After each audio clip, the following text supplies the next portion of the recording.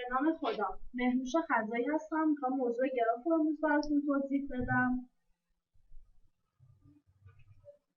با یه تعریف خیلی ساده شروع می‌کنیم. به هر زوج مرتب G که در آن V مجموعه رؤوس و I مجموعه وصل کننده بین رؤوس گفته می‌شود. همونطور که از تعریف پیداست، V گرافمون شامل یه زوج مرتب هستش که شامل مجموعه رؤوس و I مجموعه وصل کننده است. نکته: I مجموعه‌ای از زوج‌هاست که اگر مرتب باشند گراف جهت‌دار و اگر نامرتب باشند گراف غیر جهت‌دار میباشد. در این نکته در مورد I مجموعه یارهای وصل کننده صحبت میکنه و با توجه به I نوع گراف ما مشخص میشه. همونطور که از این دو گراف پیداست، گراف A گراف جهت‌دار و B گراف غیر جهت‌داره. یال جهت‌دار را به صورت A و B نمایش می‌دهیم. همونطور که از شکل پیداست، یال جهت‌دار رو بین دو علامت قرار میدیم. به تعداد رؤوس یک گراف مرتبه می‌گوییم و با P نمایش می‌دهیم. تعداد یال یک گراف را اندازه یک گراف می‌گوییم و با Q نمایش می‌دهیم. در این صفحه می‌خوام در مورد درجه یک گراف صحبت کنیم. ابتدا با درجه یک گراف غیر جهت‌دار شروع می‌کنیم. دیگری یک گراف غیر جهت‌دار برابر تعداد یال‌هایی است که از آن رأس عبور کرده است. همونطور که از گرافمون پیداست، گرافمون غیر جهت‌داره. رأس آ در این گراف مشخص شده. تعداد یال‌هایی که از رأس آ گذشته 2 تاست. پس دیگری درجه آ برابر 2 میشه. در صفحه بعد دیگری یک گراف جهت‌دار توضیح داده شده که برابر درجه ورودی و درجه خروجیه.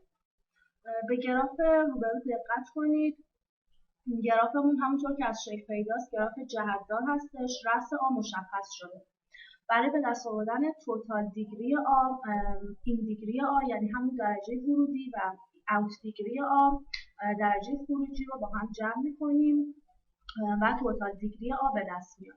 منظور از دیگری آ تعداد یال‌هایی که از اون رأس به اون رأس وارد شده و اوت دیگری آ برابر تعداد یال‌هایی است که از اون رأس گذشته. که در رأس آ این دیگری آ برابر 0 و اوت دیگری آ برابر 2 و توتال دیگری آ برابر 2 میشه. چند تعریف ساده. گراف چنگانه. گرافی را گویم که بین دو رأس آن چندین یال وجود دارد. طوقه یالی که رأس را به خودش وصل می‌کند. گراف ساده. گرافی که مالتی اج و سلف لوپ نداشته باشد را گراف ساده می‌گوییم. مالتی اج همون گراف چنگانه هستش و سلف لوپ هم همون تعریف طوقه به صورت گراف کامل. گراف ساده‌ای که تمام یال‌های ممکن برایش رسم شده باشد، یعنی دیگری همه رؤوسش برابر پی منهای 1 باشد. دور. مسیر ساده‌ای که رأس شروع و پایانش یکی باشد. گراف همبند. گرافی که بین هر دو رأسان حداقل یک مسیر وجود داشته باشد و رأسی بدون یال باقی نماند.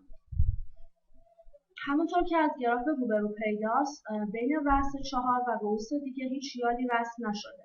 از تعریف گراف همبند متوجه می‌شویم که گراف روبرو ناهمبند است. در گراف غیر جهت‌دار بدون دور همبند را درخت می‌گوییم. به گراف روبرو دقت کنید. همونطور که از شکل گراف پیداست گرافمون غیر جهت‌داره و بدون دور میباشد و چون بین همه رؤوس آن یال وجود داره گرافمون همبند. روش نمایش گراف. از روش نمایش گراف ما در اینجا به ماتریس مجاورتی اشاره کردیم. ماتریس مجاورتی یک آرایه n در n مثل A است که در آرایه‌های آن 0 و 1 است. اگر I و J مجاور باشند آرایه I و J برابر 1 و اگر مجاور نباشند آرایه I و J برابر 0 میباشد. همونطور که از گراف روبرو پیداست گرافمون دارای 3 رأس میباشد که ماتریس 3 در 3 میشود و بین هر رؤوسی که یال وجود داشته باشد عدد 1 رو قرار میدیم و در غیر صورت عدد 0. یعنی در ماتریس ما الان بین رؤوس 0 و 1 عدد 1 رو قرار میدیم. این شکل ماتریس گراف شکل قبل رو نشون میده و گرافمون گراف ساده هستش و سلف لوپ یا طوقه نداره.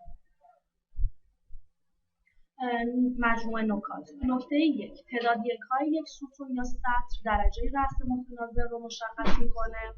تعداد یک‌هایی که در یک سطر قرار دارن درجه رأس متناظر رو مشخص میکنه.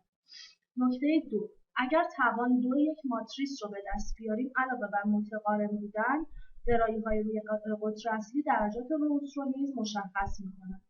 اما ماتریس مجاورتی یک گراف غیر جهتدار متقارنه. زیرگراف آخرین بحث ما هستش. در اینجا به تعریف ساده اکتفا میکنیم. اگر G V E یک گراف باشد، آنگاه J' که V' عضوی از V و E' عضوی از E باشد را یک زیرگراف میگوییم. همونطور که از تعریف مشخصه، مجموع رؤوس یک زیرگراف باید شامل زیرگراف اصلیمون، رؤوس زیرگراف اصلیمون باشه و همینطور مجموع یال وصف کننده. در زیرگراف اگر V' مساوی با V باشد، آن را زیرگراف پوشا میگیم. همونطور که از این تعریف برمیاد، یعنی تعداد رؤوس زیرگراف رؤوس با گراف اصلیمون باید برابر باشه. اگر زیرگراف پوشا خود شرایط درخت رو داشته باشه، به آن درخت پوشا نیز میگوییم. آخرین مثال ما در این صفحه نمایش داده شده. یک گراف اصلی داریم به نام G که شامل 4 تا رؤوس A, B, C, D می باشد. گرافمون غیر جهت‌داره. گراف G1 همونطور که در شکل پیداست گراف غیر جهت‌داره و 3 تا از رؤوس گراف اصلیمون رو داره، ولی پوشا نیست به این دلیل که رأس B رو نداره. گراف G2 گراف غیر جهت‌داره و دور داره، پس درخت نیست ولی پوشاست به این دلیل که همه رؤوس رو داراست. گراف G3 یک درخته به این دلیل که دور داره، همبند نیست و 3 رؤوس رو داره. پایان. در اینجا به منابع استفاده شده در این پاورپوینت اشاره شده. یک کتاب ساختمان داده پوران پژوهش هادی یوسفی، 2 ریاضیات گسترده و ترکیباتی گریمانی.